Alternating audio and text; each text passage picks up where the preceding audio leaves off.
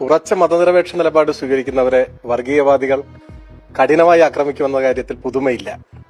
അപ്പൊ ഇപ്പൊ കുറച്ചു നാളായി ജമാഅത്തെ ഇസ്ലാമിയുമായി ബന്ധപ്പെട്ട കേന്ദ്രങ്ങൾ എന്നെ ഒരു ഹിന്ദു വർഗീയവാദിയാക്കാനുള്ള കൊണ്ടുപിടിച്ച ശ്രമം നടത്തിക്കൊണ്ടിരിക്കുകയാണ്.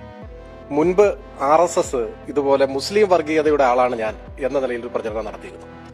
ഇരു വർഗീയവാദികളും ഒരേപോലെയാണ് ആക്രമിച്ചുകൊണ്ടിരിക്കുന്നത്. ഇപ്പൊ നിങ്ങൾ ഈ പറഞ്ഞ കാര്യം അത്തരത്തിലുള്ള പ്രചരണങ്ങളുടെ ഒരു തുടർച്ചയാണ്. സത്യത്തിൽ ഈ പ്രചരിക്കുന്നത് ഒരു ഇരട്ട കള്ളമാണ്. അതായത് നടക്കാത്ത ഒരു കൂടിക്കാഴ്ച.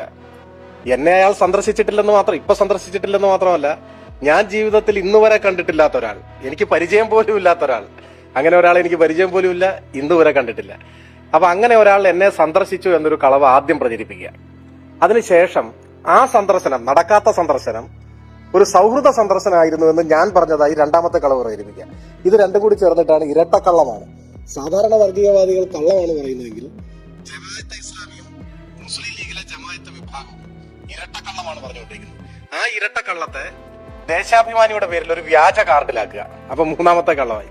അപ്പോ ഒന്നാമതും രണ്ടാമതും മൂന്നാമതും കള്ളം മാത്രമായ ഒരു കാര്യമാണ് അത് പ്രചരിപ്പിക്കുകയാണ്.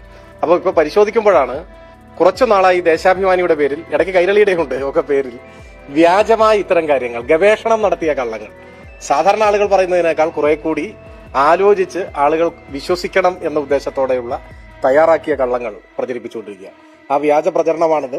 സാധാരണ ഇത്തരം പ്രചരണമൊക്കെ നമ്മൾ അവഗണിക്കാറാണ് പതിവ്. പക്ഷെ ഇത് ദേശാഭിമാനിയുടെ പേരിൽ ഇങ്ങനെ ഒരു പ്രചരണം നടത്തുകയാണ്. അത് കുറെ കൂടി ഗൗരവതരമാണത്. അതുകൊണ്ട് നിയമ നടപടി സ്വീകരിക്കണം എന്നാണ് തീരുമാനിച്ചിട്ടുള്ളത്.